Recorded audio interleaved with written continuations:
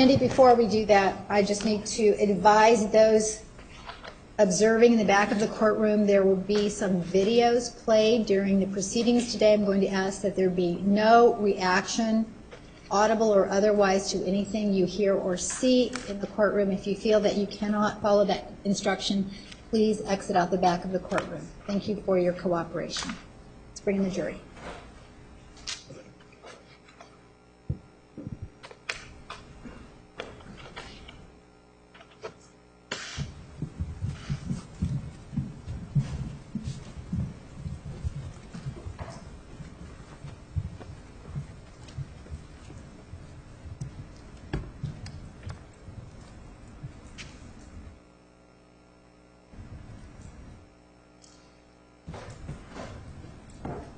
Please be seated.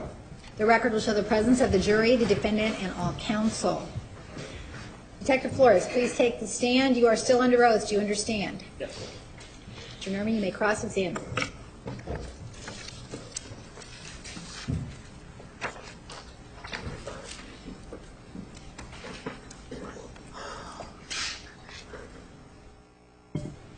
Good morning, Detective.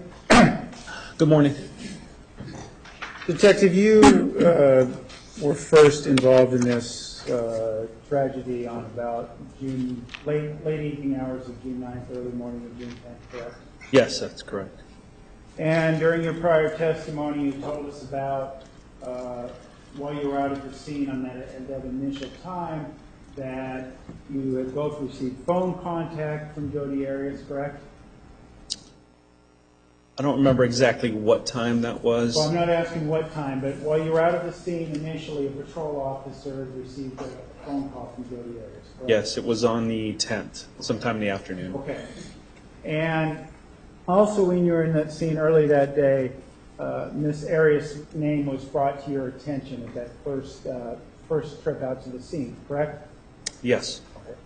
And various family members, not family members, but various friends of Mr. Alexander were present at the scene and advising of Miss Arias, correct? Yes. And based on that, based on what we've seen, you began investigating Miss Arias, correct? Yes. Okay. And I want to show you what's been marked as Exhibit 669. Detective, you see the date of birth there of 7/9/1980? Yes, I do. Is that date of birth consistent with what your investigation uncovered? I'd have to look at the report, but it looks correct. Okay. You'd have to look at your report? You don't remember her date of birth? I don't remember the date of birth. There were a lot of people. You say it looks correct? You were here when Detective Mendez testified, correct? Yes, I was. And he verified that date of birth as 7/9/1980, correct? Yes. Any reason to take issue with that date of birth? None whatsoever. And you also heard the same official tell us, Detective, that he did a criminal history check on Miss Arias and that she had no prior criminal history, correct? That's correct. And Yes. is that consistent with what your investigation uncovered? Yes. So that, Detective, showing you from the preliminary instructions, if you confirm for us then that Miss Arias has no prior criminal history, correct? Objection, relevance as to the jury instructions. Overruled. Yes. And you can confirm that she was just 27 years old when she committed the offense, correct? Yes.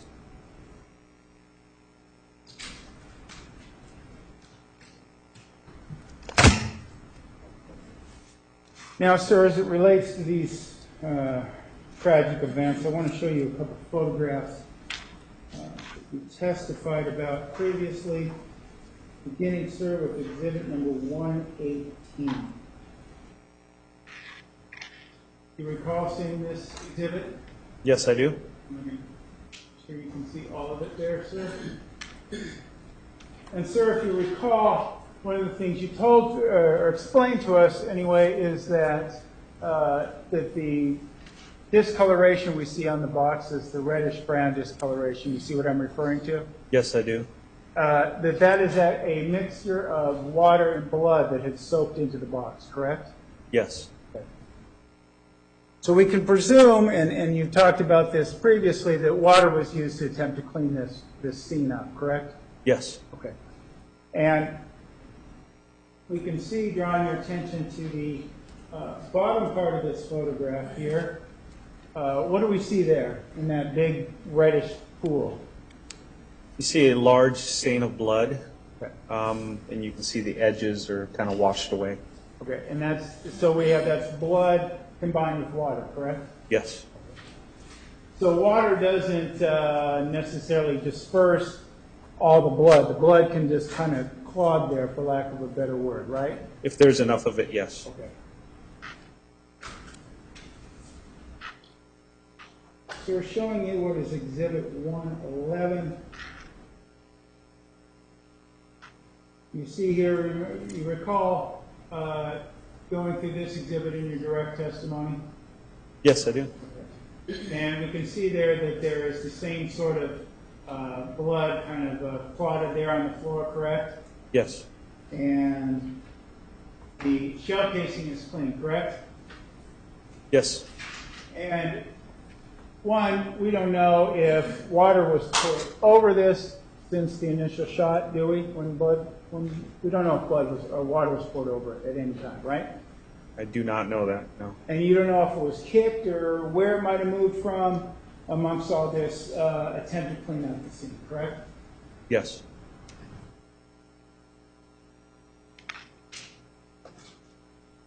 Oh, one more thing, Detective. Exhibit 111, the shell casing there, Yes. it's not a hollow point, is it? Can't tell. That's it.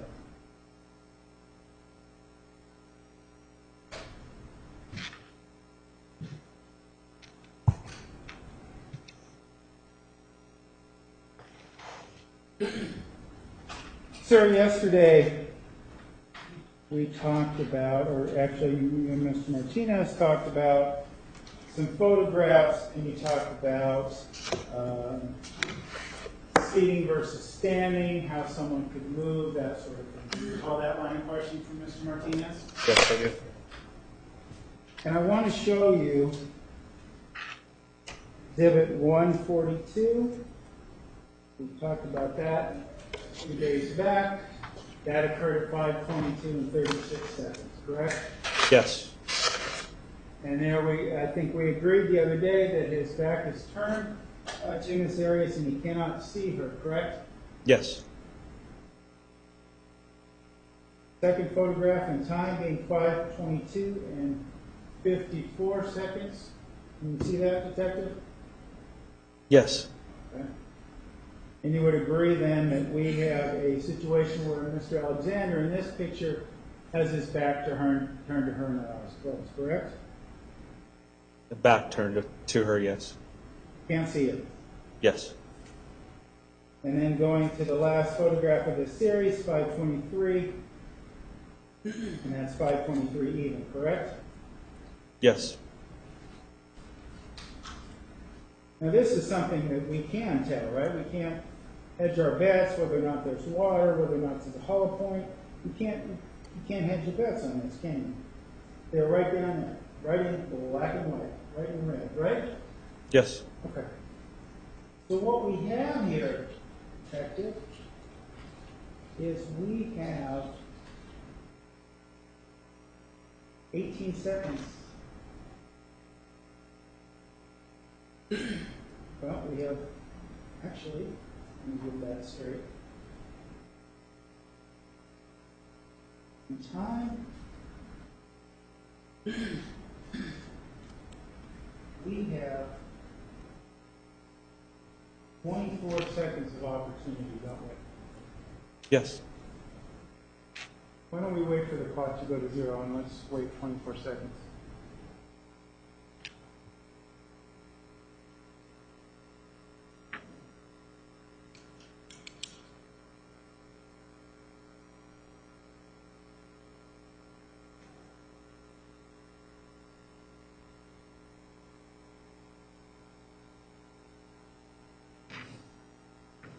Detective, those seconds are the seconds that if Miss Arias was intending to kill Mr. Alexander when he wasn't looking, didn't see it coming, those are seconds she could have used, right? Yes.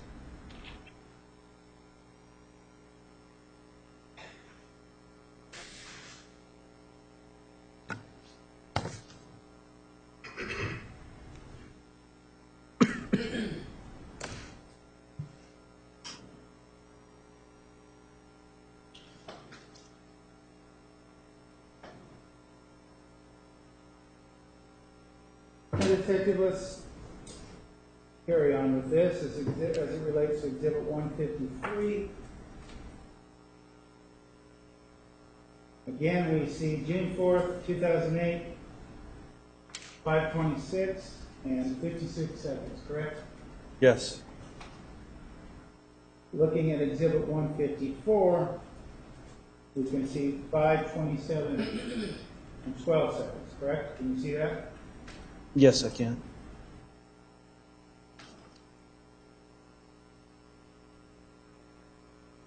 So by my calculation, sir, we have 16 seconds of opportunity, correct? Yes. Why don't we count off those 16 seconds?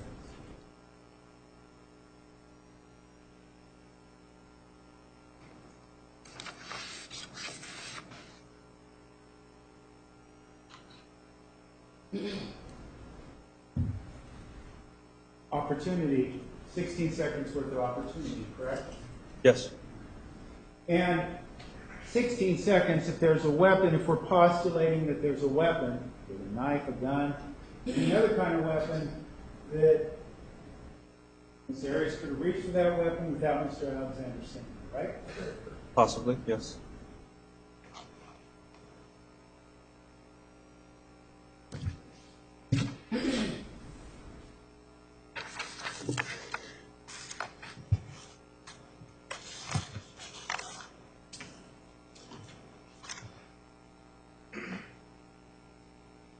Now, Detective, if you want, I can put the photos back up. But, sir, during the dialogue we've had here this morning, you've been sitting down, right? Yes. And I've been standing up. Yes, that's correct. And your eyes have been open. Yes. And you can see me the whole time, right? Yes, I can. Now, sir, if you were to stand up, turn around, put your face into the wall, would you be able to see me? No. Little doubt about that, right? Yes. And one of the things you testified to yesterday is this theory, this idea that someone who was sitting down couldn't move, right? They couldn't get up. They couldn't move quite as well because they weren't on their feet. Correct? You remember that? Yes, I do. And again, like those questions were posed, assuming no physical abnormalities, the theory was that somebody could move on their own if they were on their feet, right? Yes. And one of the other, excuse me, one of the other things that was put forward as it relates to that theory was the idea that somebody who was sitting down couldn't do that, right? It'd be more difficult. Yes. All right. But my question, Detective, then, is if, in our situation, if your back is turned, face against the wall, can't see me, what are you running from? You don't know what's coming, right? No. But if you're sitting down looking at me, like you are now, right? You're sitting and looking at me, right? And Yes. I come forward towards you, you know what's coming, right? You got a chance to move, don't you? Yes. Now, Detective, let's investigate this theory a little more about this sitting down sort of thing. Would you agree with me, Detective, that given what you espoused yesterday about sitting down and not being able to ambulate as well, and also what we talked about this morning, this idea that, well, if your eyes are closed, you couldn't see it coming, right? Yes. So we discussed both those concepts. So let me show you Exhibit 157, Detective. Who is that in the picture? It's the victim, Travis Alexander. And this occurred at 5:28:54 seconds, correct? Yes, that's right. We have Detective at 1:58. See the time on there? There's a glare on it. I can't see it. Would you like me to bring it to you, sir? If you can just move it up a little. 5:29 and 12 seconds. So we don't know when he opened his eyes in terms of this sequence, right? No. But we do know that he is alive at 5:29, and I know you don't have a medical degree, but we can assume he's alive, right? Yes. And he's alive at 5:29 and 12 seconds. And as in relation to photograph 159, he is still alive there, right? Yes, he is. So as it relates to this theory that somebody can't ambulate, somebody can't see it's coming, this time, moments before, 20, 30 seconds before, would have been the perfect time to execute this plan, right? Objection, speculation, perfect time. Sustained. Well, that was what you testified to yesterday. You can't ambulate, you can't get away, right? That's what you said yesterday, correct? Yes. Okay. And today we both agreed on the idea that if you can't see somebody coming towards you, you can't see it coming, right? You can't see it coming. You have nothing to be concerned about. You're not aware of it, right? Yes. So combining those two theories then, it is the sensical reality, and I know we'll get to the theories of Mr. Martinez that you'd like to espouse later this morning, but ultimately... Objection, improper question, lack of theories- foundation as to what Mr. Martinez is trying to Sustained. espouse. Sustained. If those theories are correct, that would have been the perfect time, right? If this is this long plot, she's there, she's going to kill him, this long plot, this would have been a perfect time, right? But he's alive seconds later, many seconds later, right? Objection, speculation, relevance as to what Mr. Martinez thinks is the perfect time. Sustained. Rephrase. Okay, detective, he's alive at 5:29 to 20 seconds, right? Yes, he is. Okay. And his eyes were closed, and he can't ambulate at 5:28:54 seconds, right? Yes. Yes. And yesterday, you remember your testimony yesterday? Yes, I do. You're not having memory problems? No. Okay. You remember your testimony yesterday was to the effect that you couldn't ambulate, you couldn't get away at that point in time, right? It would And that was the opportune time, right? It would be more difficult to ambulate, yes.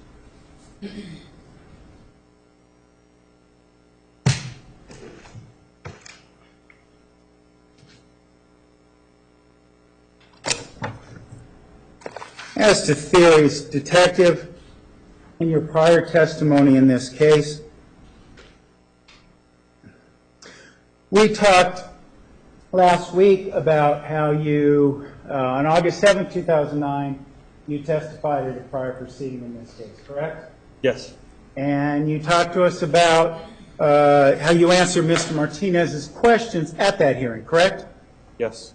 And you also told us that you testified truthfully at those proceedings, correct? Yes, I did.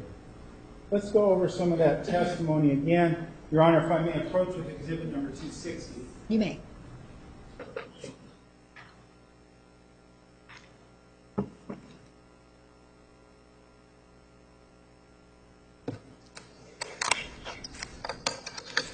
Sir, if you could be so kind, let me draw your attention to page 25, line 15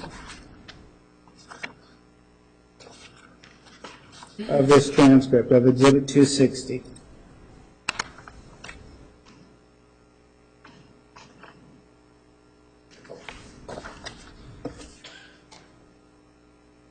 Okay.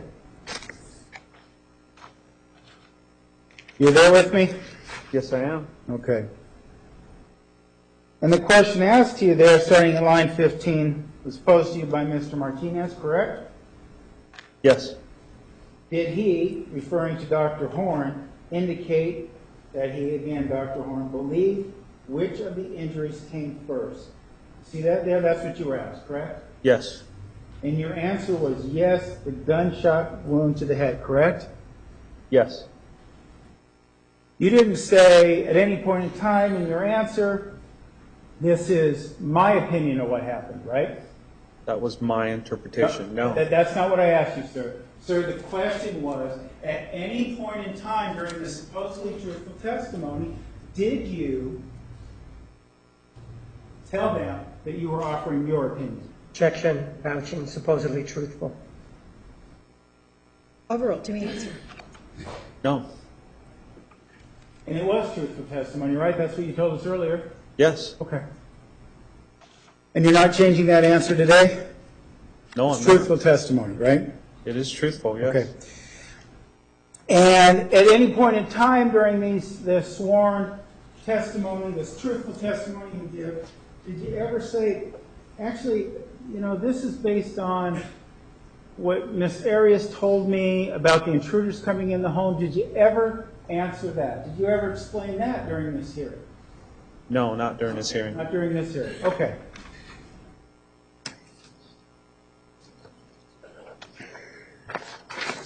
Sir, why don't we go to page 36, line 22 of this testimony.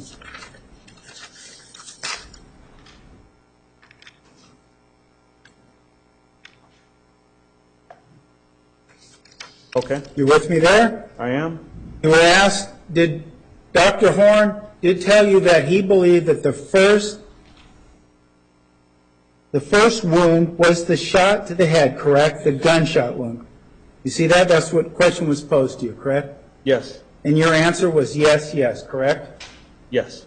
At any point in time, did you explain to anyone that actually this was your opinion of what occurred? No. No. And at any point in time, did you believe or did you assert the idea that now you're basing this belief on something Ms. Arias told you during an interview? Did you say that? Did you offer that forward in your testimony at this hearing? No. No, I wasn't asked. No. Okay. Now, at this point in time, Detective, Ms. Arias, you were the lead detective on this case, correct? Yes. Ms. Arias was the only one arrested and charged with this crime, correct? Yes. Okay. So on August 7th, 2009, then, if you're espousing this theory that of what Ms. Arias told you about these two intruders, you must have been looking for the two intruders, right? No. No, why not? There was no evidence to prove anybody else did it but Miss Arias. Okay, but then you come into a court of law in a capital proceeding, sworn testimony, and you get up there and you say, in a courtroom very similar to this, and you get up and yesterday, right in front of these people here, yesterday in front of the jury, you said, well, it's Jodi's fault. I was basing my opinion on what she said about these two intruders. Even though you believe it is total fabrication, right? No, that's not the only basis I used. Sir, what you told these people yesterday, and what you told everyone in this court, is that you based your opinion on sequencing of the injuries that Mr. Alexander suffered on the story Jodi Arias told you on July 16, 2008. That's what you told us, right? That is not what That's I what based. you told us, right? Yes or no? Yes, but there is explanation with it. Okay, thank you. Now, sir, drawing your attention to page 43, line 12 of this testimony. Page 43. Yes, sir. What line? Line 12, sir. Okay. And you hear there that Mr. Martinez asserted the position that the victim, Travis Alexander, was shot through the right side of the head while he sat in the shower, correct? Yes. Now, you didn't offer any testimony. Well, at this point in time, based on what you told us, this assertion must have been wrong because your testimony was based on the sequencing was related to these two intruders. It wasn't Jodi Arias, it was the two intruders, right? No, it was not. No, it's not. So this idea that you are basing your opinion on what Jodi Arias said on the video we just saw, July 16th, that's a complete fabrication, isn't it? No, it's not.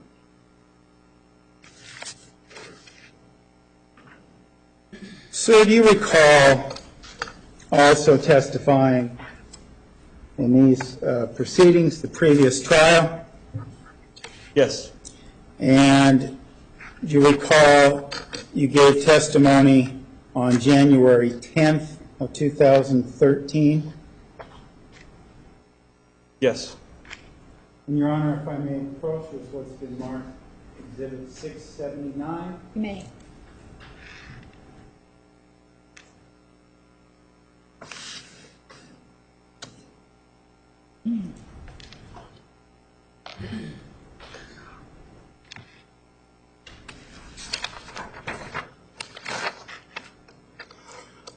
Sir, why don't you, if you will, be so kind as to turn to page 14, line 24 of the transcript I just provided you.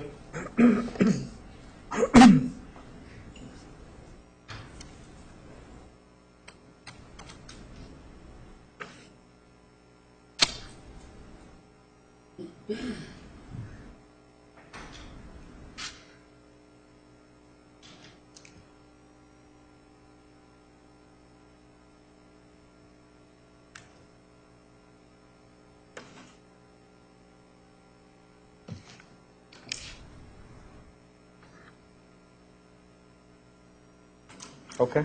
Okay.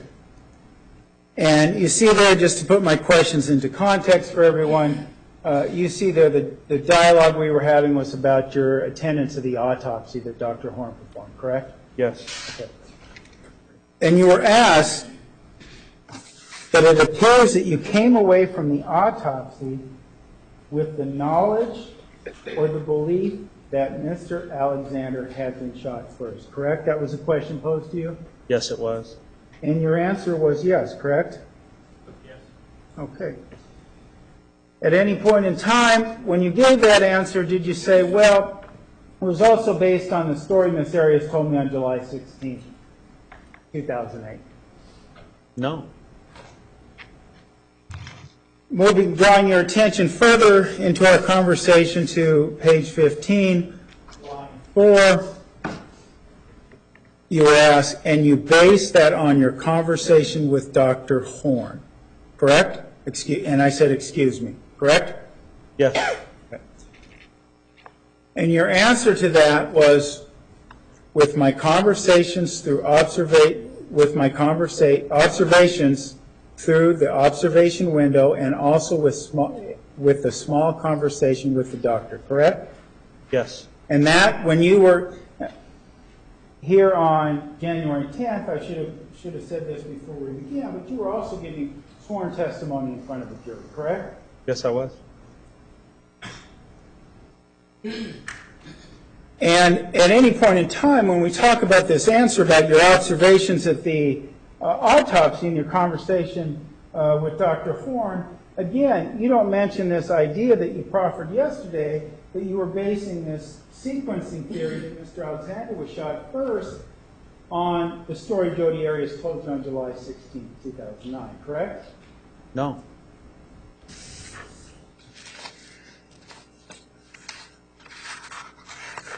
Why don't we go, sir, to page 18,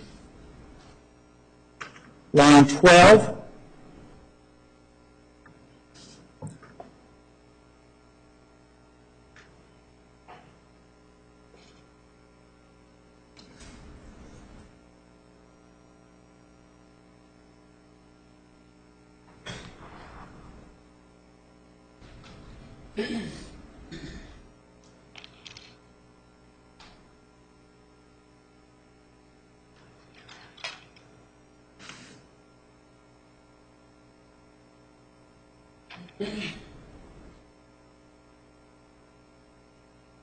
Okay.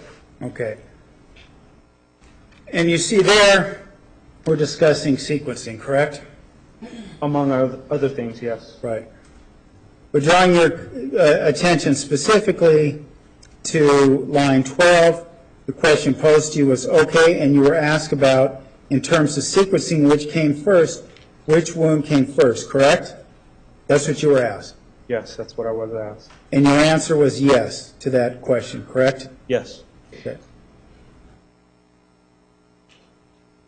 And this also referenced back to your testimony on August 7th, 2009, and you, as it relates to your answer that you detailed on line 17, you say, I answered that the gunshot came first, correct?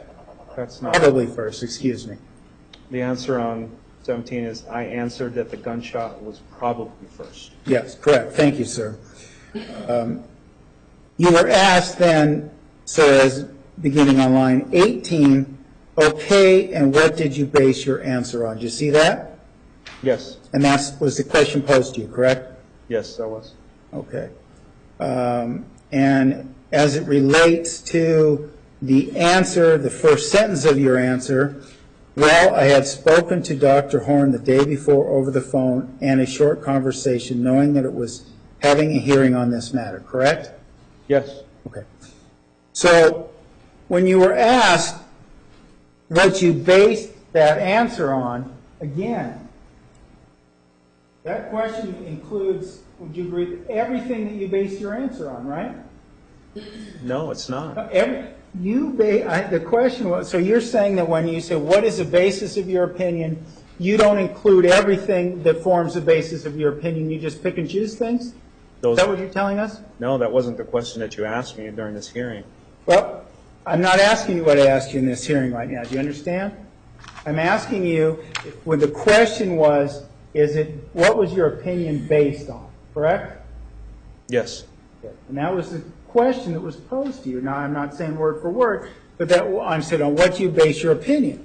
And you talk about attending the autopsy and having a short conversation with Dr. Horn, correct? Yes. Okay. You don't anywhere in there say, well, I'm also partially basing my opinion on this farcical story that this mentally ill girl told me on July 16th, 2008, right? Objection assumes facts not in evidence. Mentally ill. Actually, Overruled. Can you ask that again, please? could you read it back, please? Question. You don't anywhere in there say, well, I'm also partially basing my opinion on this farcical story that this mentally ill girl told me on July 16, 2008, right? No.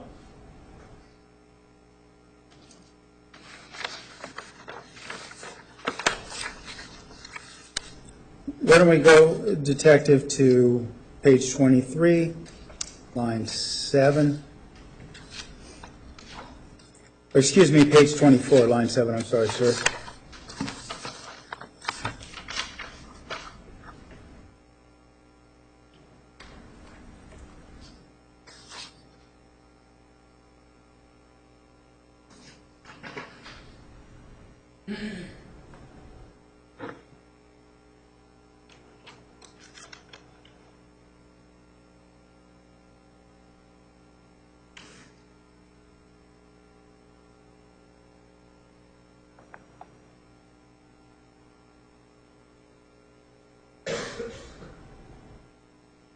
Okay.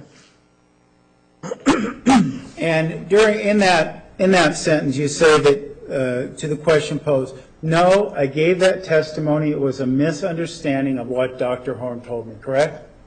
Yes. So on January 10th, 2013, your claim was that your sequencing, the statements you made about sequencing on August 7th, 2009 were based on a misunderstanding of what Dr. Horn told you, correct? Yes. That was the theory you espoused on January 10th, 2013, correct? Yes. So on August 7th, 2009, Mr. Martinez is questioning you. You espoused the theory that Mr. Alexander was shot first, correct? Yes, I did. On January 10th, 2013, you espoused the theory that this was based on a misunderstanding of what Dr. Horn was telling you during your meetings, your conversations with him, correct? That occurred on August 6th, 2009.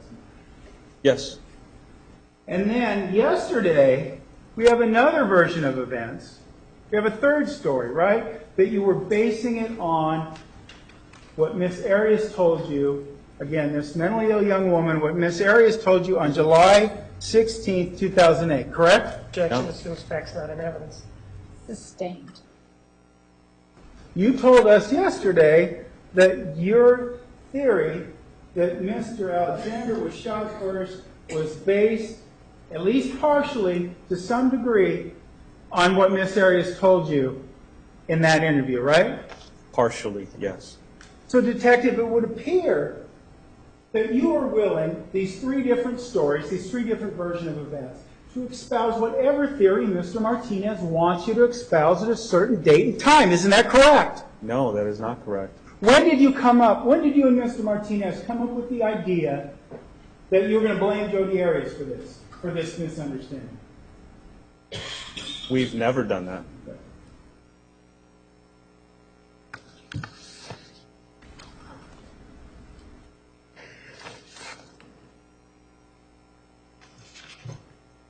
Detective, I want to talk to you about some other theories that were espoused during this case. You were present for opening statements, correct? Yes, I was. And you heard the theory espoused that Travis Alexander did not love Jodi Arias. He wanted to get away from her, right? You heard that? I believe so, yes.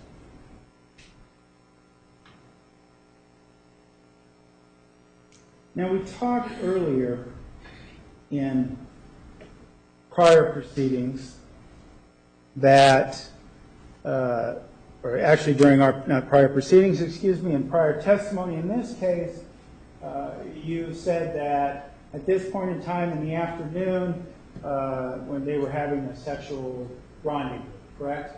Yes. And they were the only ones home while they were having this sexual rendezvous, correct? Yes.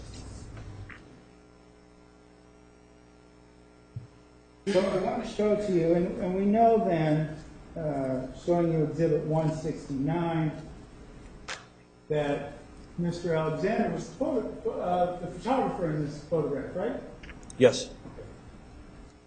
Now, Detective, this is a picture of Miss Arias' vagina, correct?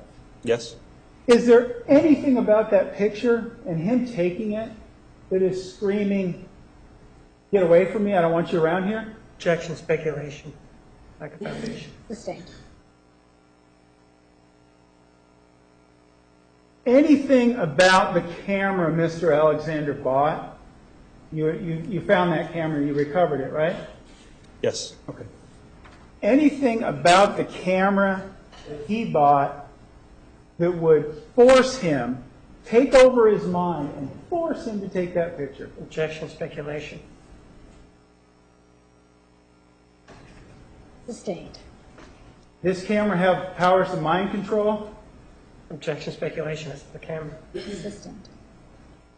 Did anything in your investigation uncover the idea? And this camera was forensically analyzed, right?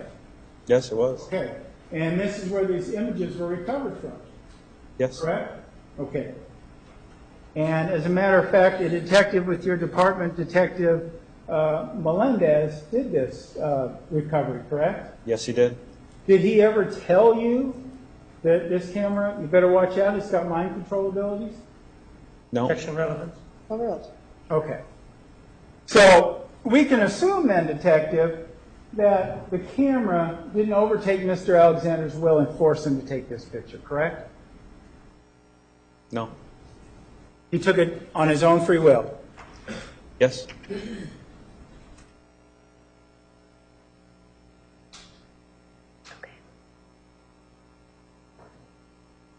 Let me show you, Detective, what's been marked as Exhibit 164. And then there's another photograph of Miss Arias, correct? Yes, it is. Any sign that Mr. Alexander's trying to push her out of the house or get out of the way or get her out of there Objection in speculation. that photograph? Objection speculation. Sustained. Does this photograph depict any efforts on Mr. Alexander's part to get Miss Arias out of his house? Objection speculation. Overruled. No. And again, going back to this camera without mind control abilities, we can assume that Mr. Alexander voluntarily of his own free will took that photograph, correct? Yes.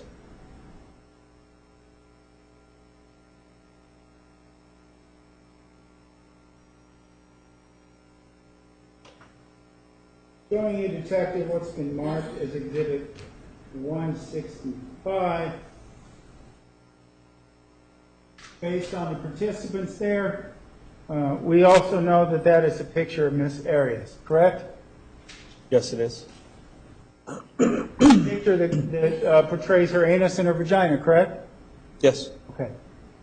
Is anything in that image, does that demonstrate to you, or anything visible, that Mr. Alexander's trying to get her out of the house? Objection speculation. Overruled. Let me answer. No. Anything, the idea that he didn't want her around? Objection Anything in speculation. that picture demonstrate that? Like I found it. Overruled. No. And again, we can also assume that he took this photograph of his own free will, correct? Yes.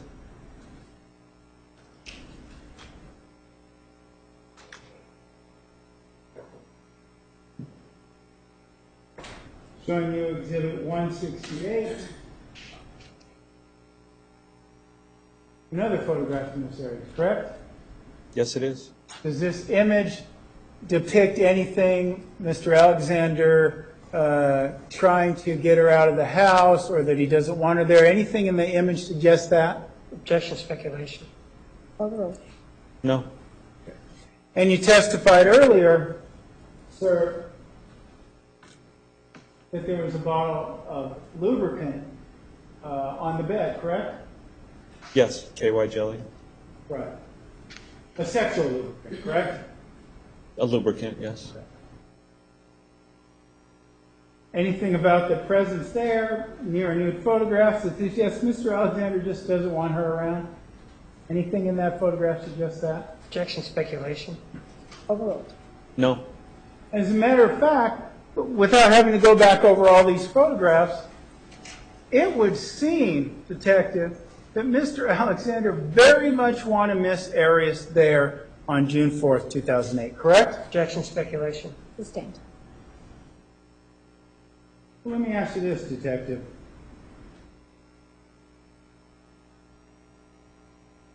Photograph 167.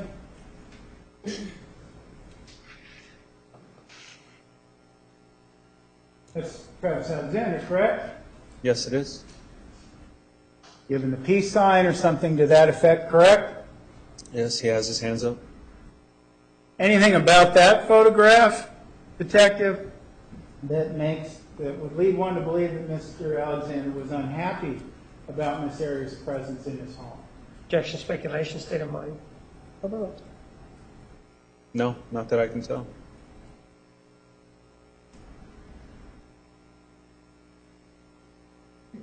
And sir, we have what's been marked Exhibit 166.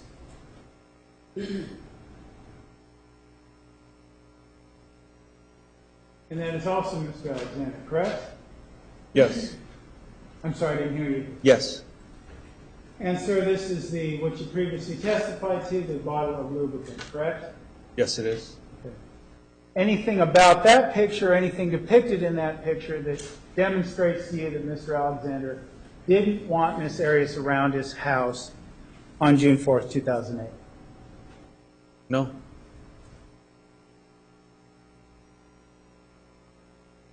Now, sir, the other day you testified about there being a recording made of a conversation that Ms. Arias had with Mr. Alexander, correct? Yes.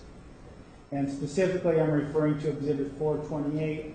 You were here during the previous trial when that was played, correct? Yes, I was. Your Honor, if you could read the statement, please. Yes, ladies and gentlemen, the parties have agreed to the following. At the previous trial, Exhibit 428 was admitted into evidence at the defendant's request, and the state did not object. Both the state and the defense agree that the people speaking on Exhibit 428 are Travis Alexander and Jodi Arias. Does anyone need me to repeat that statement? You may proceed. And Your Honor, may we approach? You may.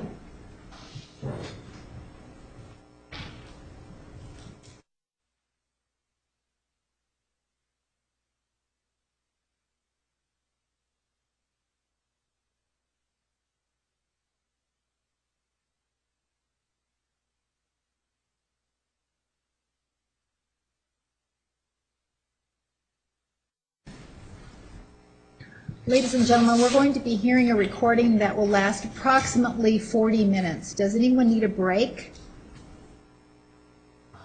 Don't hesitate to let me know. All right. Judge, actually, could we take just a short break, please? All right. We will take a 10-minute recess. 10-minute recess. Please remember the admonition. All rise for the chair.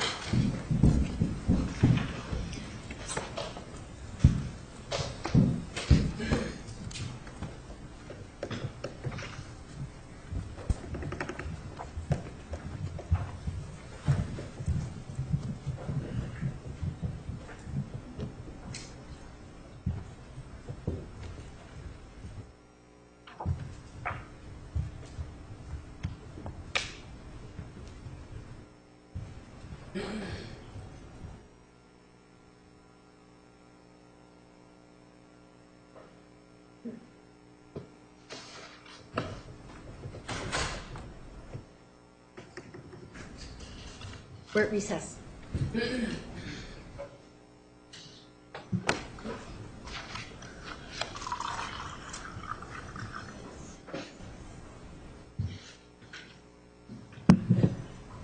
All rise for the jury.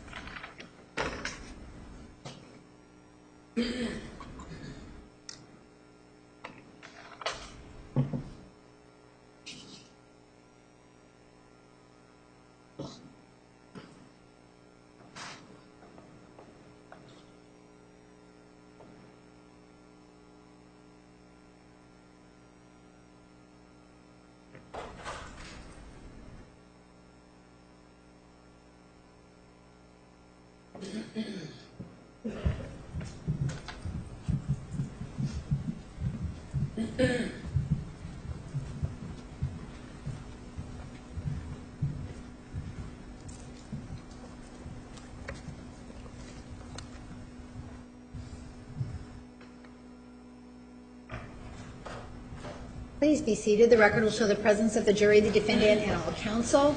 Norma, you may continue. Detective, before the break, you'll recall, to refresh everyone's memory, we were about to play a audio recording that includes the voices of Mr. Alexander and Ms. Arias, correct? Yes. And I'd like you to listen to that recording, and when we're done, I'll have a few questions for you. Okay, sir? Yes. Thank you.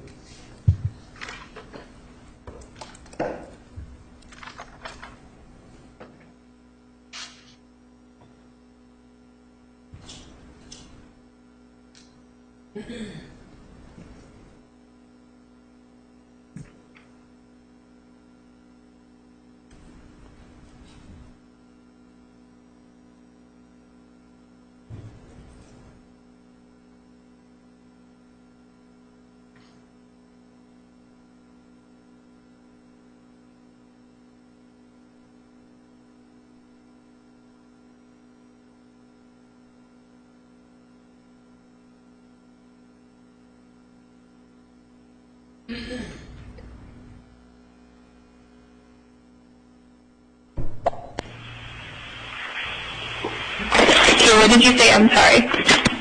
So why don't we just talk for a little bit about happy things and get normalized for a moment? And we'll see where it takes us. We'll see where it takes us. I like that. Once we get taught, then I get happy and get normalized part. Kick your shoes off, put on, get happy. Yeah. Well, it's going to be June through the beginning of June through like the beginning of July. It's going to be the lead time in Mr. Alexander's life. Yeah, me too. And then the end of July too. Okay, for me, I might make a trip at the end of the month to Utah. But I don't know, I'm getting from it, so it's like, I don't know if I'll do that. I want How to. did you go to Utah? Just to visit and see the sights and see my friends and all that. Why would you go and if you're going to Daniel Fleming? That's what I'm saying, like, it's just right around the corner, so I may not. I just Daniel Summit. But, I don't know, we'll see, like, Go to Daniel who? Summit, you know him well. He said that you've met him more times than I have. He's funny. So, but yeah, June, you're going to Cancun, and you're coming here. But, what are you doing? Washington, D.C. Oh yeah, that's what I'm doing. Well, if I can afford it, I'd like to go to Washington, D.C., but I think that's out. What I'd like to do, though, is I want to travel around with you, and if I have the money, I'm going to go to the Teen Freedom event, which is in June. And I've got places to stay in Palm Desert, that's easy. No money there. Here's the problem I have with the Freedom event. It's in Palm Springs, right? Okay, in the summer. They're really dumb for that. In the summer. Yeah, which is like a horrible place in the summer. Yeah. Number two, is their idea of social time is to get drunk. So their fun is get drunk. Not The everybody. training would be awesome. I don't like those people. I respect them as business people, but that's about it. Really? They just don't have a soul. Are you serious? They're godless. Just like look into their eyes, it's like dark. What about people like Tara and Mark Smith? Okay, Sarah's nice, and maybe there's something there, but like I said, I respect them for what they've done in their businesses. I like them as business associates. We don't have a soul. You're crazy. Look at them all. Tell me how fun. Aw, I guess I've just gotten to know a few different people a little bit differently, that's all. Like the people you got to know are the worst ones. Oh, Tara Foster. I know you don't like Okay, I know you don't like Abe. Yeah, well, he's soulless. He's like at the top of the list. I wouldn't call him soulless, I would just call him, like, focused. Like, business person. He's not focused on business. Well, I don't know. If he's focused on business, he'd be solid ED for starters. He told me the other day that he hopes you get your ring. He told you the other day? Yeah. How the hell did that come up? Because I went to leave him a comment on his MySpace because I hadn't talked to him in like 4 months. So he left me one out of the blue after not talking to me for 4 months, saying it said who, what, where, or something. And I was going to say the same thing back, just to throw it out there, kind of thing. And I went to add comment. It says you must be this user's friend in order to make comments about them. I'm like, why do you guys have a MySpace friend? So I texted him. I said, hey. I said, I've got a bone to pick with you, and he wrote back, what? And I said, you're not my MySpace friend anymore. And then the phone rang, it was him. He's like, hey, listen, this is why. He's like, I deleted you from my friends because I just didn't want to be any part of your drama with you and Travis. And I was like, okay. He's like, it's nothing against you. I think you guys are both great people. I just didn't want to be associated with that. And he's like, I hope you can understand. So it has nothing to do with you. I think you're a great girl. I think Travis is an awesome businessman. In fact, I really hope he gets his ring. I think that'd be awesome because that's just more stories that I can tell. And he just said it in passing. He's like, but I hope you understand. I was like, well, okay.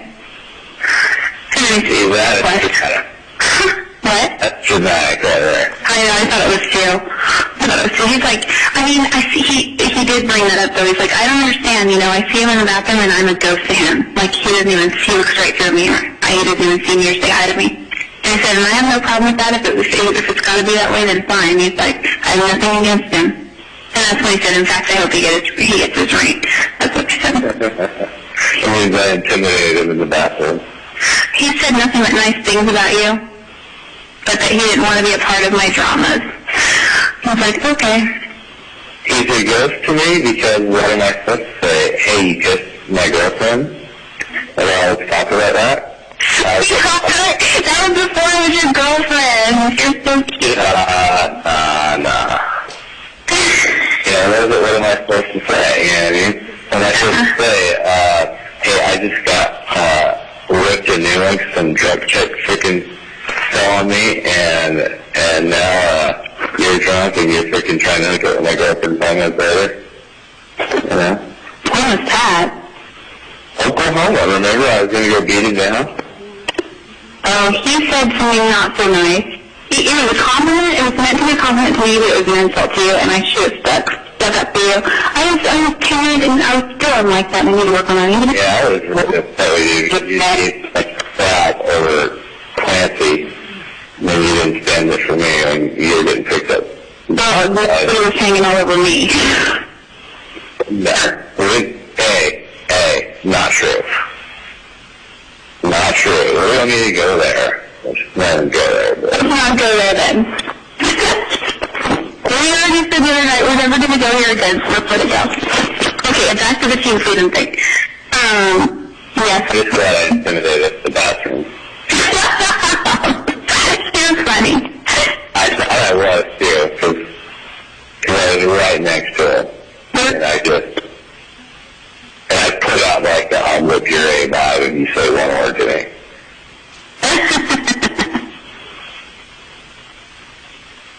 I think he grabbed my ass, like, right in front of him when we were walking through the casino, Glass to Vegas, in 07. You walked by, and you grabbed my butt, and you're like, there, babe. And I was like, what? Like, I love it when you grab my butt, because it feels nice. But you only do it, like, when you're trying to prove a point to somebody else. That's not true, but I always do it when I'm trying to prove myself. That's true. You cannot say I don't like that booty. Oh, never mind. You do know how to work the booty. Your butt has got more attention than anyone on the face of the earth, something like that. Well, it kind of screams for attention. It sticks out. I love that. It is the... If they had After the Planet Award, it would win. Aww. I don't know about that, but thank you. No, it would. And so many categories, it's freaking just gets an A+. You're an A+. For example, I'm not the freaking tossed salad type, to be honest. But, Ooh. I freaking, no, I've more than done it. I've freaking done it. You chomp. I've gone to town after it was all you can eat salad bar. I went to town for like 45 minutes one night. Oh my gosh. That's a lot of fun. I thought you have the most incredible stamina that I've ever even dreamed of encountering. It's just crazy. Like you have a... Yeah, we've had 2 and 3 hour sessions many times. Yeah. It's I think 3.5 like our tops or something. Yeah, you're right. It's because I pace myself. Like, I think it's because I have that constant renewable energy. Yeah. You got renewable, you can just never stop. I am extracurricular, so, and never giver, so I don't mind recouping while I'm doing what I need to do to you, so. I'm a giver. No, I agree. But I don't mind receiving while you're doing the giving. I'm glad. And I like how you play whatever role you need to play. You know, I like the role play. That's fun. yeah, if you need to, handle me, you'll handle me. If you need to be handled, you'll be handled. I know you love being handled, but, like, if I had to put the one before the other, I like being handled.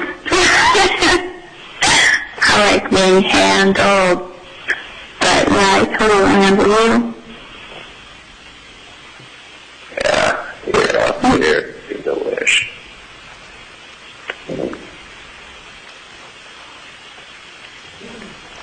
Mercy.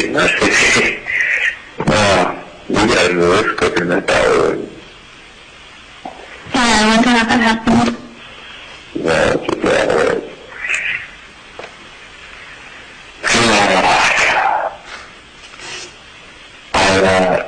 I'm really excited about our little forest Adventure. event.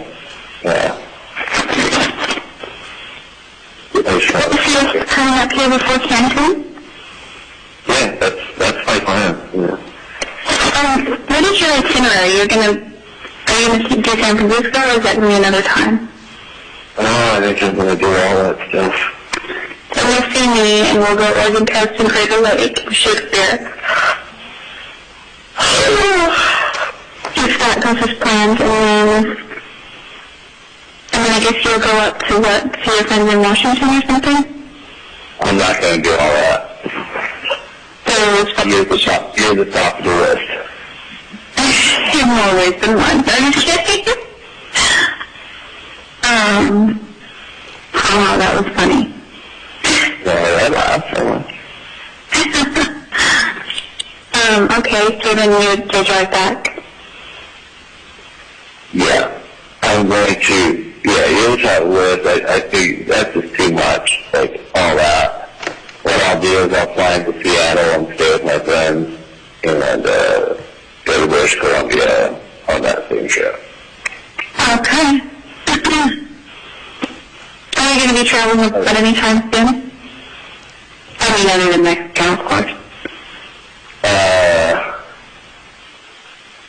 Well, DC.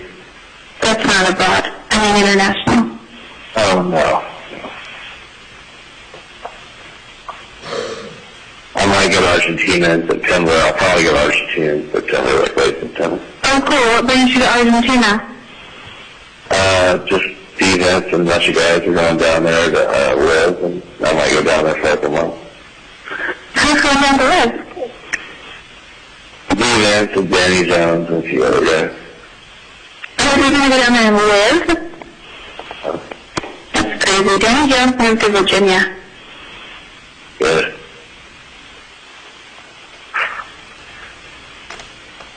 He's just a racing potential, that guy. Massive potential, and he just squanders it. He's a freaking wow. His picture on Facebook Facebook? Like, are you the dumbest ass in the face of the earth? I haven't seen it recently. What is it? It's him grabbing his crotch. Oh, yeah.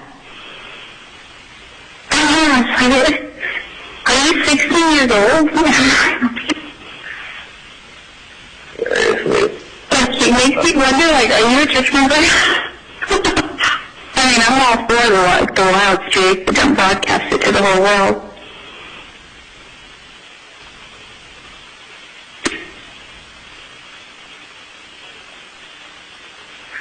Yeah, I almost made a freaking interesting comment on that picture. Like what? I almost thought your Russian president would be proud. You should! Why don't you? Maybe I should. He only been back for even a year, or barely a year, I think he's been back. You should, Travis. Don't be intimidated by him. You would do that to anybody else. Why would you stop with him? Why would you say I'm intimidated by Danny Jones? I didn't imply that. I'm just saying, like when Victor released when his friend apparently got a hold of his video and posted a bunch of stupid you blasted him to Mars. And he's not even a church member to be held accountable. Well, it's because he sent me an email and I took that as personal insult. Oh. I thought he just posted a bulletin. Maybe he did. I blasted Mario for sending me that. Maybe I'm getting those stories mixed up. Mario sent like some jokes with the F word in it. Oh, yeah, that's what it was. And I ripped him to shreds, and I ripped Victor to shreds. Yeah, so you can put a little more. Don't do it if you don't want to. I'm not trying to pressure you, but I would prefer to probably do it by emailing him rather than posting a comment because, you know, I don't want to keep humiliating him. I know, but yeah. But on the other hand, he's already humiliated himself. I haven't. True, he's begging for comments, basically. You put that picture up suspension. He's asking for comments. And, I think you should oblige. But yeah, if you want to do it privately, we did it privately with Mario and Victor, so. But nonetheless, you gotta let me keep posted on that. That's funny. Your Russian president would be proud. That is funny. Did you look at my profile? That's kind of weird thing to say, but what? Did you look at my profile picture? I actually forgot. I'll go look again at the Oh, it's okay. You don't have to know. It's kind of an average picture, but I'm kind of hungry for pictures.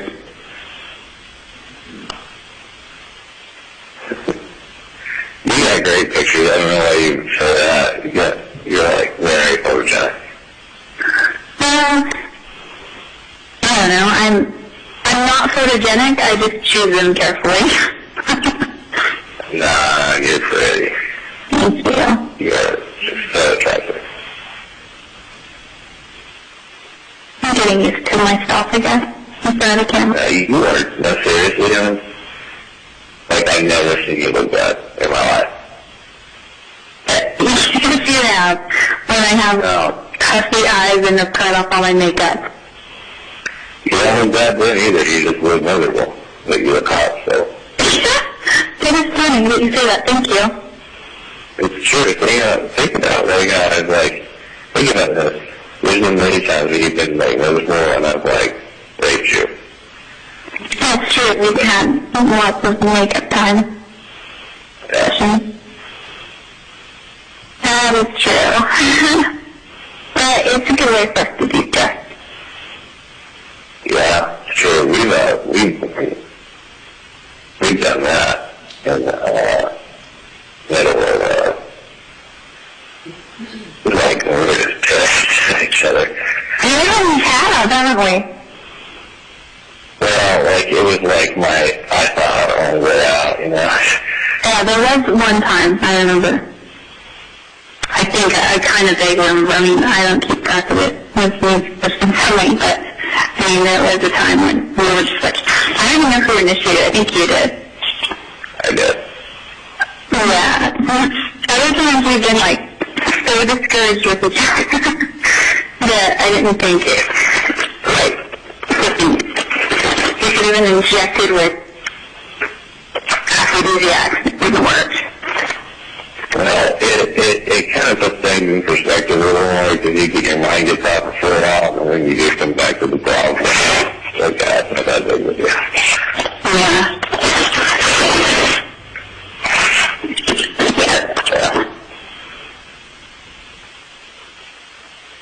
But certainly the best times when we just go for freaking long sessions. Just like go wherever. You're not joking. I mean, like there were times when we just, I'm trying to think of an example. There's been a few times where I've been bold enough to just pull you onto the bed and start, and oh my gosh, remember that time I came to visit you when I was living in California, and I fell asleep on your chair next to the bed, and you just like woke me up by pulling my pants off and totally licking my pussy. Yeah. I was so embarrassed because I just, like, I got my Brazilian on and I was, like, worried about what it looked like. And I was like, and the lights were bright and they were on. I was all self-conscious. But I remember that was hot. I was totally tired and I was asleep. And I would have been completely content just cuddling with you once we got into bed, but you had another agenda.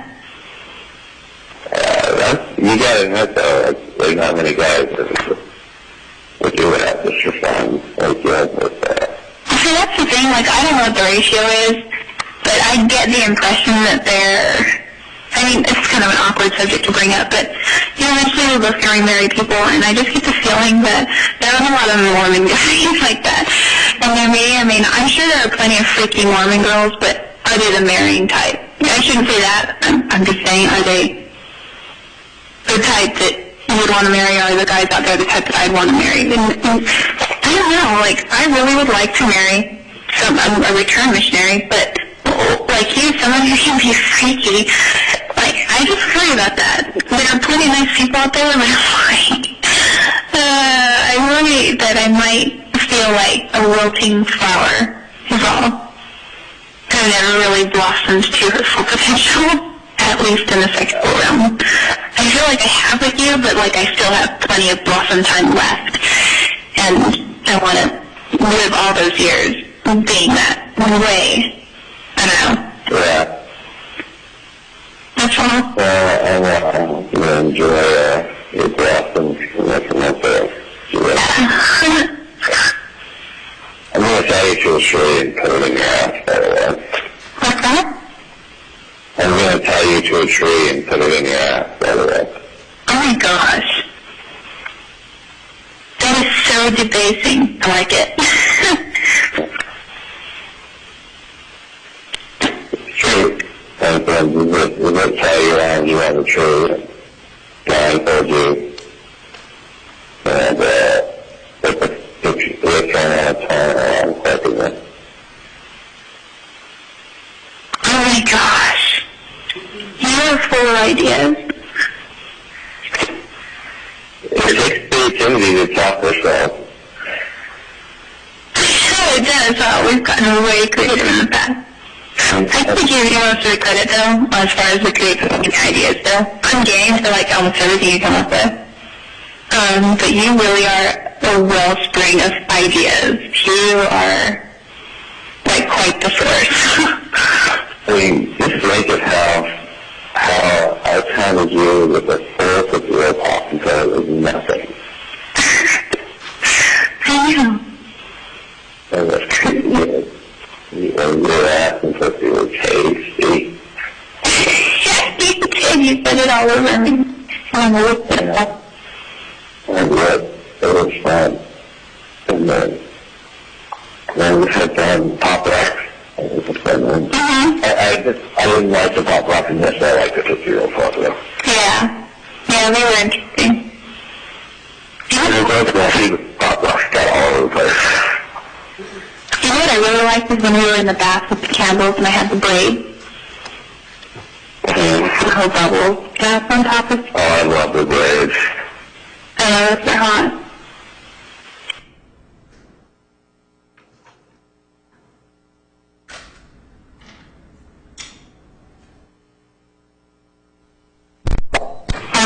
like it. I don't know, it's just, it is fun. I want you to do that more. I want you to do it more. Okay. Let me get right in my freaking face. Yeah.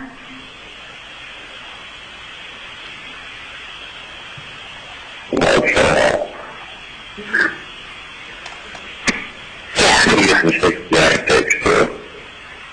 69 pics? Yeah. How do we do that? September. Oh yeah. You're smart. And,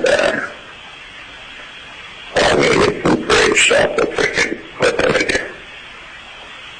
Like the actual putting it in here and like the reaction and just the angles and the whole bit. Mm-hmm. But you are right, that in the bath. Oh, God. We took a bath together. That was surreal. Like honestly, and I think, maybe the candlelight and the bubbles all had something to do with it, but you were amazing. You made me feel like a goddess. Like, I wasn't saying you were like worshiping me, but you made me feel like I was the most freaking beautiful woman on the whole planet. Like, I so felt like I was the goddess. And so, aside from all those warm, fuzzy feelings, but like, it was so sexy, and it was so hot, and oh gosh. That's hard to know just that way because you were freaking, you were hot. You are seriously, honey, I don't want to quit you right now for that. Because you're touching yourself. I am already.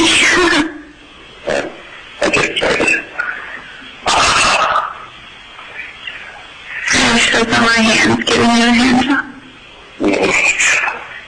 At least, like, before I met you, I'd never checked out. But once I started meeting, I don't know, once a month, once every 2 weeks, like, since you've left, I check out every day, sometimes 2-3 times a day. Are you serious? Yeah. Well, it's always fucking you. Oh, I know. I wish you were here. If you were here, my grandparents would say I'd let you run in my bedroom, we'd shut me at the door, and then we'd just have a big fuck that. You'd go at it all night. Still, baby, I'm gonna be there, you know? I want you to come.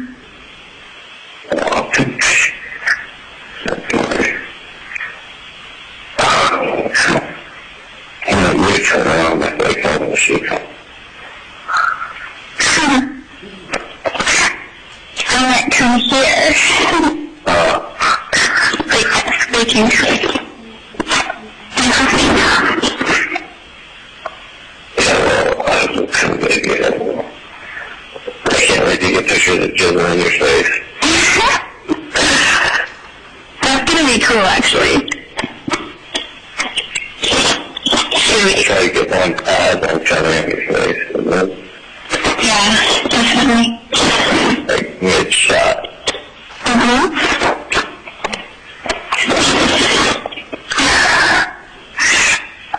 You make me so horny.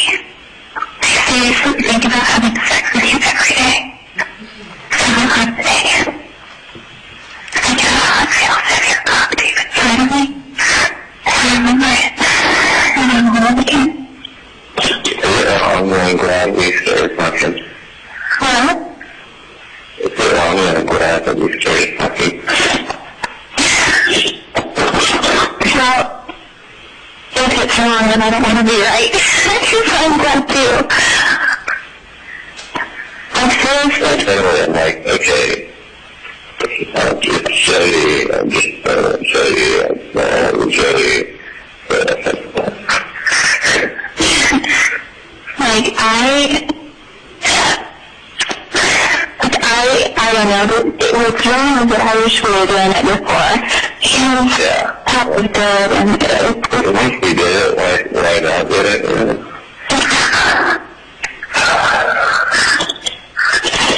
I know what you mean. I like to eat cream pie too. What's that?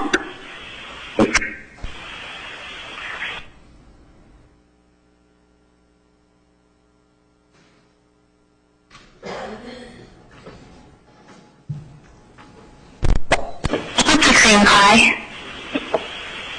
Like one of my laws that just like a quarter inch in size of pepper. She's got like, give her a picture of that.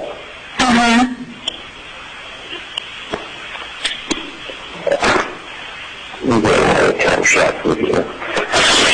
Yes, definitely. A lot of time. Yes. I mean, honey, you can have some great pickles. I mean, honey, because you look like the corn style, it's got that, every part of you, that is right, well, bubbly, great thing about you, it's just, well, I'm just looking off this morning, you know what I'm saying? I have a freaking bad view for the delicious, and that's this one. And then you have all these great pictures of a quality camera and like a setting that's, you know, perfect. I mean, it could be like legitimate porn. Yeah. In every sense, you know what I mean? And you're gonna have it yourself, like, it's hot. Come on, something, honey. Let me tell you what I was thinking of today. Alright, but if I tell you, don't come yet, okay? So I'll come 2 times, and you'll come a second time. Yeah. Like everything is about like the details of your body is so hot. Like those big freaking nipples. It's just accentuate how female you are, or how hot you are. Like you prototype of sweating. Like you prototype made this freaking flash.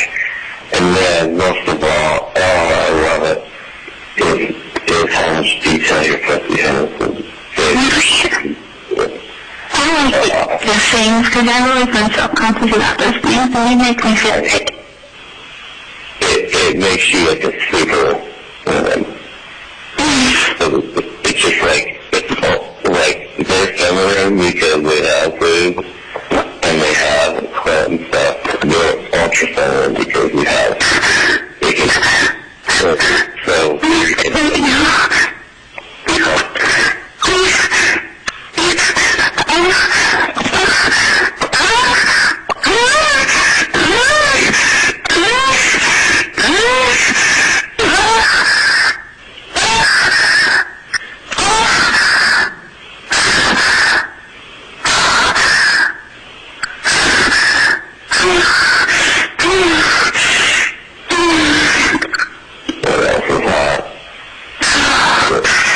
naturally, so like, the way you know, maybe it sounds like, you were 12-year-old girl having her first orgasm. It's so hot.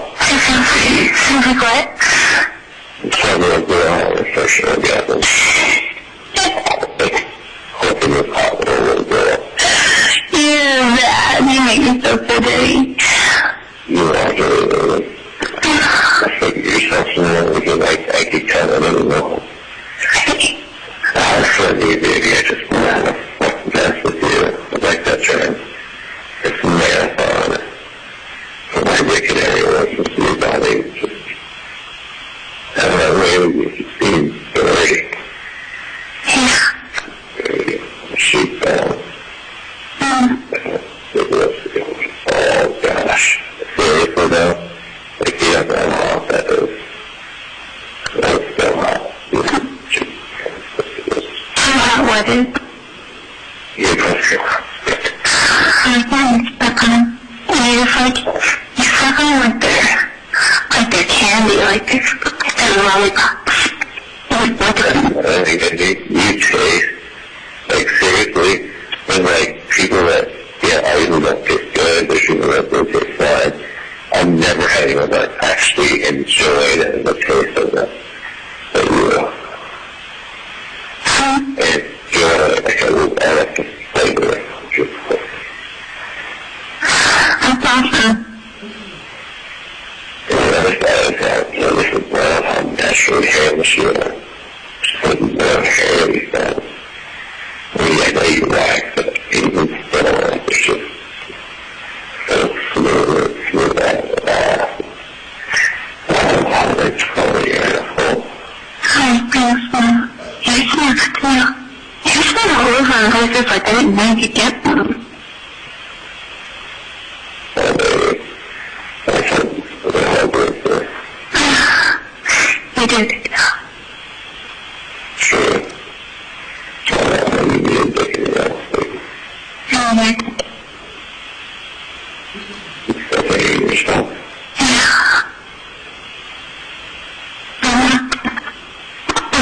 Weird. It's one thing that you're all smooth everywhere, but of course you think it's way smooth. And you think, it's like putting a winch all over it. Now, I really want to switch this right now.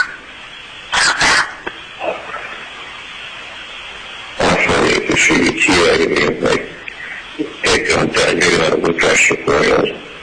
I think since we're going to do a porn star thing, I'm going to put on a little extra makeup. Now that I know. Whatever you want with me. Rachel, you know what I want to do? Is I want to get like some like park ranger kind of outfit for me to wear. Really? Oh my gosh! Clever. There's like somewhere I want to see something for a whole fucking you don't have the park ranger hat on. Oh my gosh. Wow, that would be hot. Like, you bust me for being, like, nude in public or something, and I wanted to go out and be, like, one with nature, and you're like, alright, you can redeem yourself in a one way. Exactly. Like, I'm going to put it to, like, the storyline. Like, type up the story and everything. Oh, we are creative. It's seriously, they write novels about this stuff, and it sells. It's so good for only women, but you and I can become millionaires. Right about that stuff. You think for yourself, really. Yeah, sorry, I stopped for a second. Yeah, don't stop. Like, I could have came when you do the first time. That's right. Yes, you want to like get in the... Hey, I thought I heard somebody. Let me just double check. Oh, I think it was just my purchase.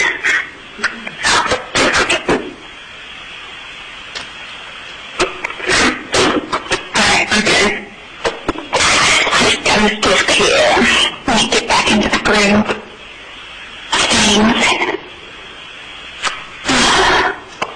I mean, the pictures I'm going to take this bill.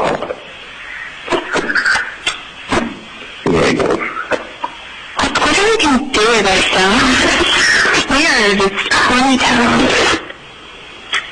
Like, well, we take this on the picture and it's like, I mean, not to get tired, but if one of them is laying on the back, cock hard, stick each other out, and you just sitting on my face, like, each other, Yeah. and I'll just have you around that, and you sit in my face, and we'll get a couple of angles of, like, from my point of view, and you're still in my face. Mm-hmm. And we'll get a couple of angles from your point of view, Yeah. and then we'll get some, like, huh? Got it. Very good. I was saying, I'd like to, I'm kind of envisioning one, like, when you're kitty fucking me, but like I'm looking with my head tilted back, so all you can really see is like the outline of my chin and some of my cheek and jawbone, when off my ears and hair, but you can't really see the rest of my face. You can just see a dick between two tits, like in focus with the neck, and everything's sort of a little bit blurry, but they're kind of artistic, you know what I'm saying? That's great. I don't know if I should do that, because your legs may take up the spot where the cameras would be, but I don't think it's something like that. Everybody's like, ooh, I've got more ideas. Okay, go ahead. Well, worst case scenario, we could do it from like the reverse angle where kind of like looking the other way. I should still blow my face and put your cock in focus. Yeah. You have a good looking dick, baby. I'm just gonna let you know. Yeah, I find it. Yeah. It's like, it's just, so smooth. And it goes so, every time you fuck me, so good. You went just where I needed it. Just went where I just needed it. You fucked me so right.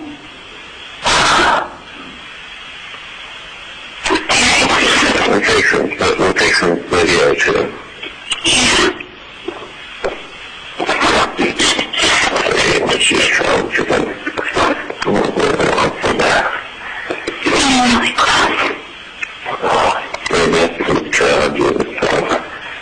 There's some reason going through it and all the children that we're going to have to do very special. Oh my God,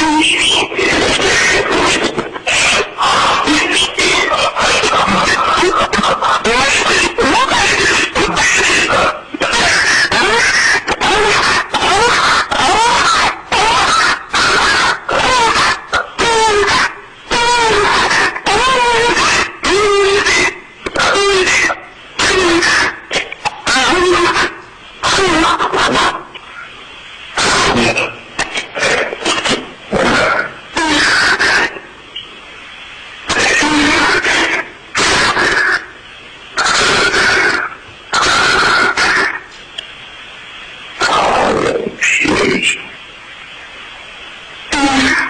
did like 15 plus. I was shooting. amazing.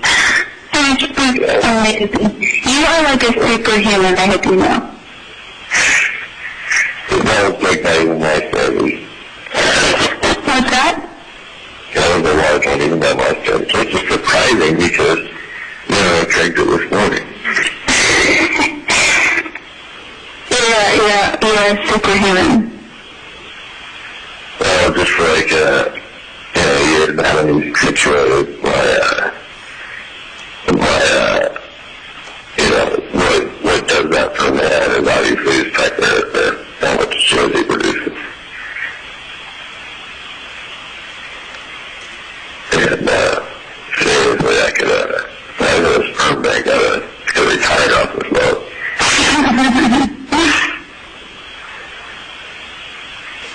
And I got a mess on my hands, so. Wow. Go clean up. No, wait. Okay, what's that?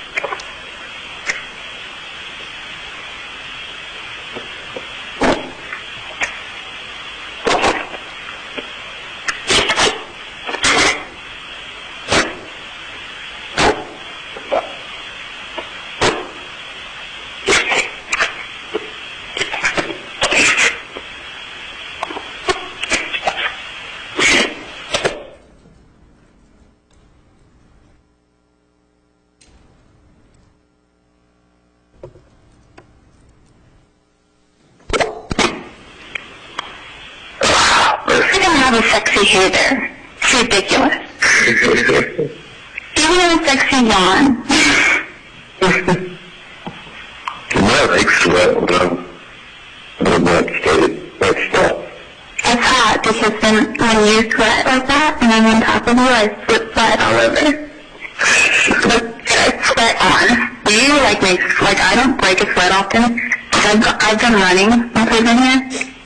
And, not real consistently, but like twice a week, just to get my heart rate, strong. And I don't even break a sweat, and I run a little bit further every time, to a point where it hurts. I'm breathing hard, and my tongue hurts. I have to spit because I can't even swallow. It just hurts. I push myself. But I don't break a sweat. I mean, I do.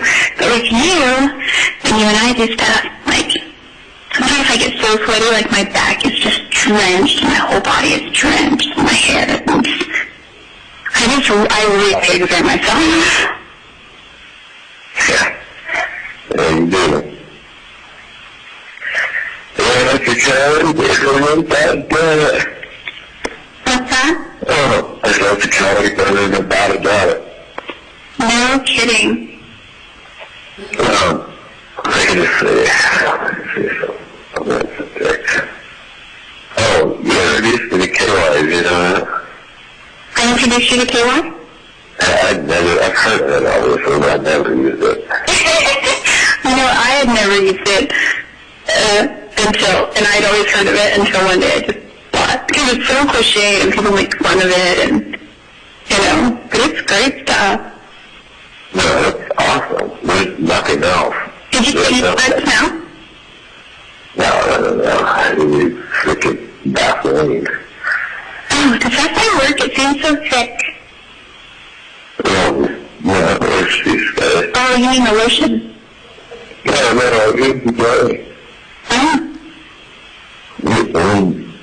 No, it doesn't work at all. Yeah. The KY is for that, so it's good for you. I don't mean beneficial, but it's the best thing for you because it's designed specifically for that purpose. It's best for your skin. It's okay to go on the inside and, that kind of thing. Yeah, the other stuff is really nothing here on the inside. I've used baby oil in the past, but it doesn't hurt, but it's not the best thing because it's mineral oil, And it goes away quickly, the body absorbs it. You just keep spraying on as you need it, and you keep sliding around. I remember the first time that you and I grinded at Amberg, and both, I ended up just coming, and you're like, whoa, I came. And I came at the same time, I looked around, and there was just jizz, all over. It was so hot. We came together. That was so cool. Yeah. Think about that when you drive through there. So do I. Last time, I didn't even notice it. I must have known. I just didn't notice it. I also got to dry. I know, I've done that once or twice too. It's I missed the Flying J. The signature landmark. Yeah. It was a good time. We just showed them what freaking hell I was there. It was maybe not bad because we had each other's company. Yeah, it was fun. Actually, you know. Yeah, We were bored, you know, but we were at each other, you know. we watched Deal or No Deal a little bit, and we burned CDs, and he told me something completely about the Book of Mormon. Yeah, we watched some stupid movie. What movie did we watch? I don't remember. No. Oh, I liked that. I hated it. I liked it so much. I didn't like the whole drug thing, but she was drugged outside of the world. But she played freaking good. Crack addict after that. But the reason I liked that so much, I think, is because Robin Williams was in it. And he was a favorite of mine. Plus, what else was playing? Like, nothing good was on. Have you seen Iron Man? Yeah. How is it?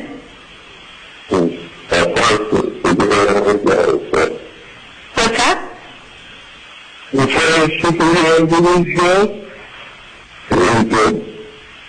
Huh. I'm not a huge fan of superhero movies, honestly. Yeah, I mean, I love X-Men. Yeah, oh, wow. Did we see that at the same time? Yeah. That's tricky. They were great movies, though. Yeah, they're the best. I'm actually a big fan of Spider-Man. I like the storyline, but I don't like sitting through all the movie. Remember you made fun of me when I was crying when his best friend died? I was sad that you made fun of me because I got into the actual story. How much I'm so insensitive. Like Spider-Man, though. I know, but I didn't see it as that. I saw it as a love story and a story between. What really jerked me was the way they had become friends. They were best friends that were enemies. That finally they understood why they hated each other, and so there was no reason for it anymore. But then he died, so they didn't get to enjoy the fruit of that discovery, which would have been the mending of their friendship. Anyway. Okay, go on. And then, I don't like the Spider-Man, but I don't like the Superman. I don't like the Fantastic Four, except for looking at just Alba.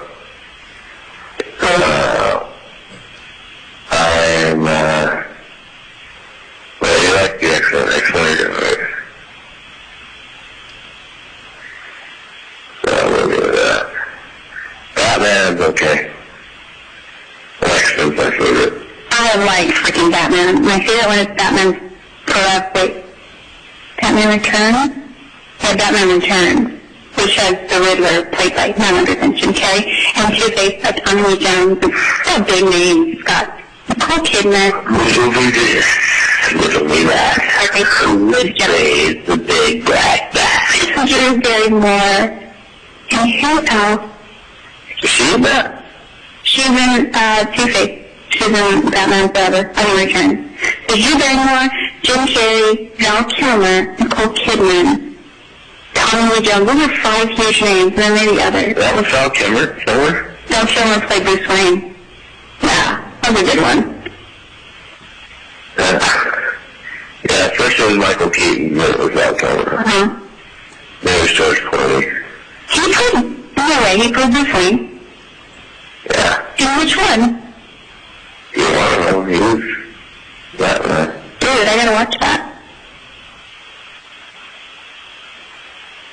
That's cool. It's Christian Bale. I'll tell you what would be a good one. The Green Hornet. The Green Hornet? Yeah. I don't know that. Not a superhero at all. A man that's like, it's a trick.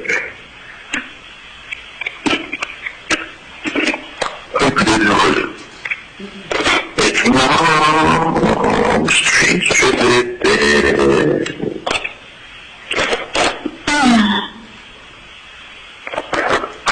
They don't have violence and cocaine. All of a sudden, get thrown in, they're going to say, you know whatever, they want to get us. I feel like you're in New York.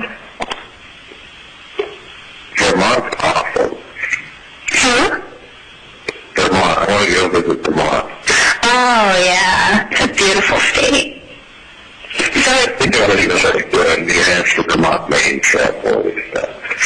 Well, what are you going to do when you go to DC? Other than do stuff. Yeah. If I can go, I'm going to go.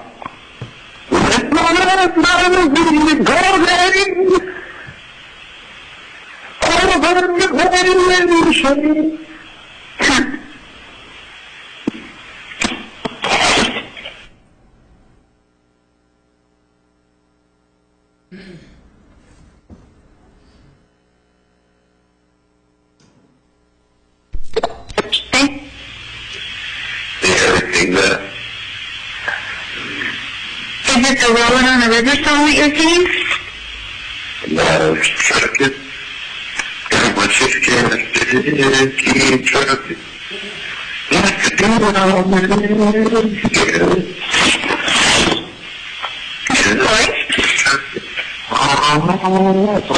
Sorry?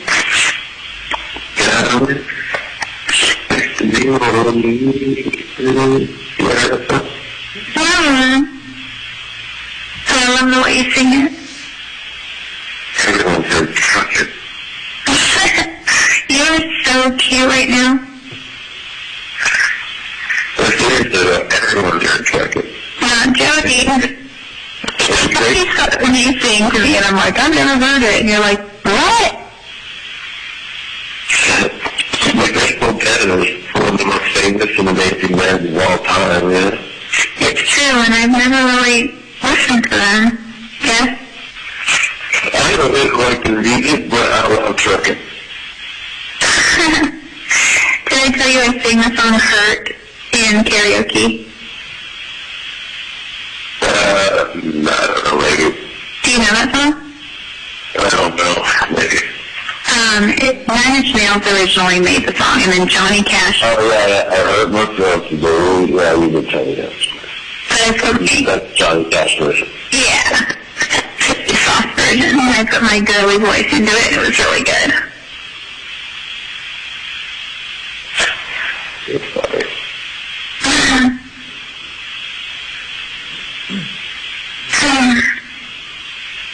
Are you ready for that singing the national anthem? Oh, say, Can you look at blue by the morning, early sky blue. That's all we say, blue. At the twilight of the street, and the rockets in the air, without chirping with the flare, blue to that. They proof in the night, with a flag made of real hair. Ooh. Oh, the city says that English family. you did? Land of the brave, and on the brave too. Shut up. You would know the defiled version of that song it would be. That's hilarious. I can't believe you're singing that. That's right. Never again, my friend. That's an important song.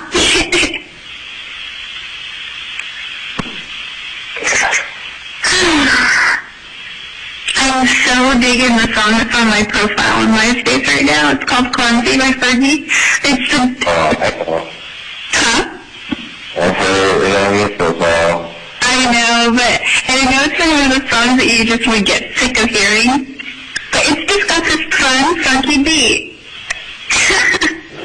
And I like the part when she goes, and it's so freaking cheap. It is cheap pop as they get. But it's just cute.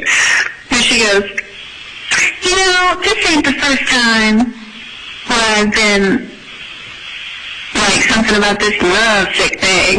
And she goes, I'm the kind of girl that likes to be in a serious relationship, and every time my boyfriend breaks up with me, my world is crushed and I'm all alone. I like it when that part is, like, I was hearing that, I was like, this is freaking cheesy. But then she goes, the love jumps right up and bites me, and I'm back. Freaking cute. Can't help it, the girl can't help it. I like when she goes, the love bug jumps right back up and bites me, and I'm back.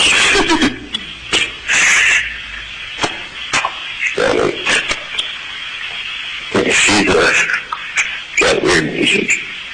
She's what? She got weird music. Yeah, she does. She's funky. Like that. She's original. She's good. We always like funky, fresh originality. I always think, I like it better with Black Eyed Peas, honestly. yeah. Yeah. I mean, I don't know a lot of her music too much. I'm a single artist. I don't know Black Eyed Peas music too much. I just know that I like it.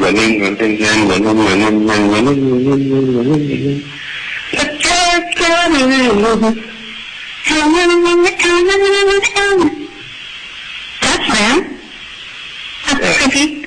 Let's get it started on. Let's get it started in here. She's going, I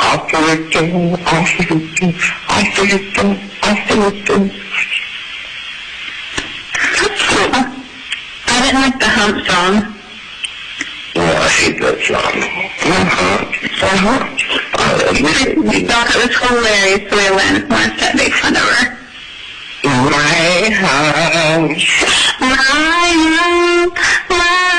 lovely lady love.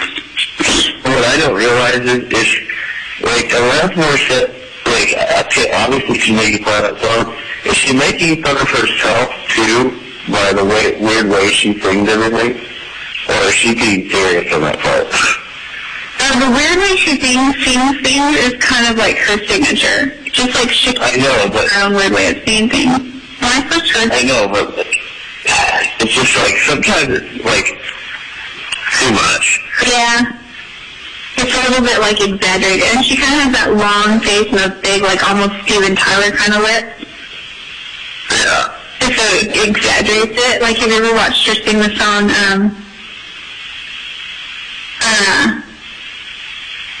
You've already won me over. Oh, head over feet. Finally, it'll be a long fall. Head over feet. Don't be surprised if I love you. For all that you are. I'm probably better. It's Well, into that video of her singing into the camera, and she kind of has her own, like, her lips move in a way, and her mouth and her tongue. It's like all her own. Yeah, she does that. You are the best, the unconventional thing. You have your best, and look out for me. Thanks for your patience. She does her own harmonica. Trippy. Yeah. So interesting song.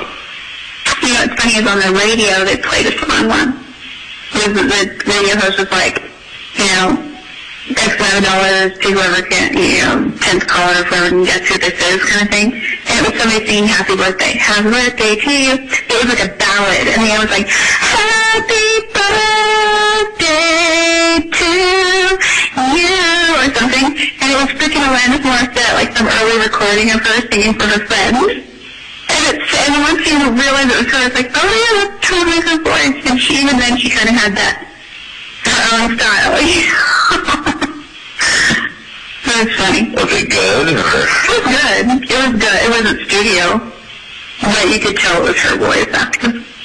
She was a hit in Canada before she ever made it down here. Oh, really? Like Shakira was huge in Colombia, and in most of the Hispanic world before she made it in the U.S. You know that she dated Dave Cougar? What's that? He's Joey on Full House. Joey? It's Joey. Yeah, the good people. It's so really cool. The white boy? Yeah. Yeah. They're all white. Shakira dated him? No, that's worse that. Oh. I didn't know that. When?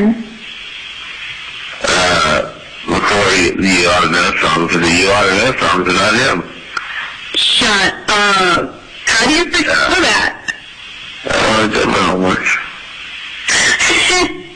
His mom was just doing that the other day. And every time I scratch my nail down someone else's back, I hope you feel it. Oh, can you feel it? You know that song? Yeah, that song was super hit. Yeah, it came out as a big hit right about the time I moved to Wairika. I remember. Watching it on MTV.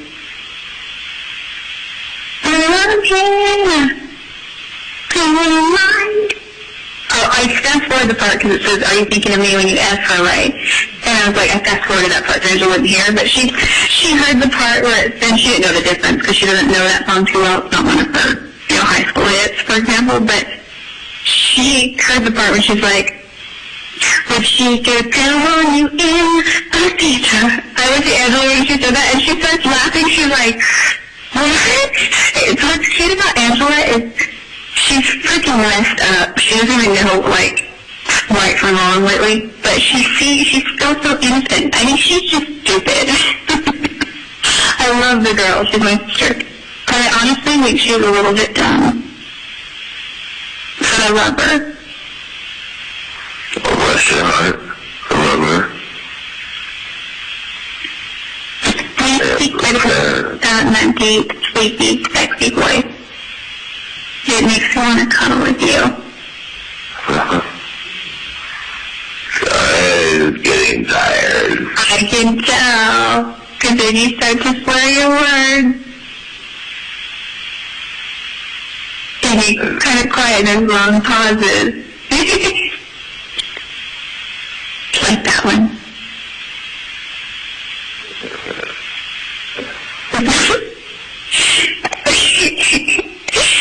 You're cute, hon. I'm cute. Yes, you are cute.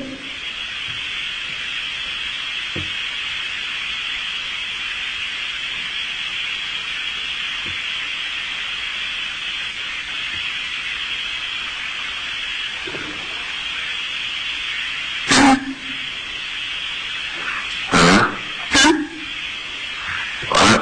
I didn't say anything. I'll let you talk. Very cool. Yeah, I'm sleepy. He's a sleepy boy. We'll go to sleep, right? I will in a little bit. Let's try to astral project and see if we can find each other in the astral world. While we're sleeping and our astral bodies are out running around, let's see if we can find each other. Okay. Okay? Have a good night. Sweet dreams. Oh, you have a good night, too. Okay, honey. Alright, bye-bye. Oh, good night. Good night.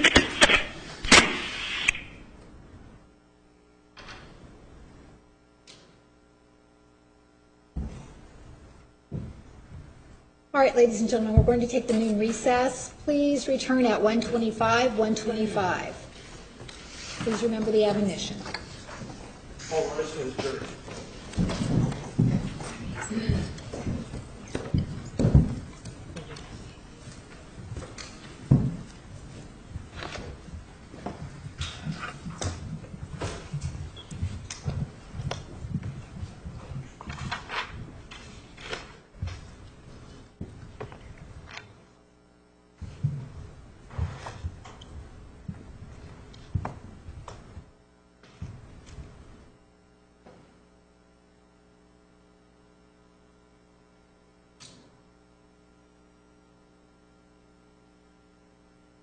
We are at recess.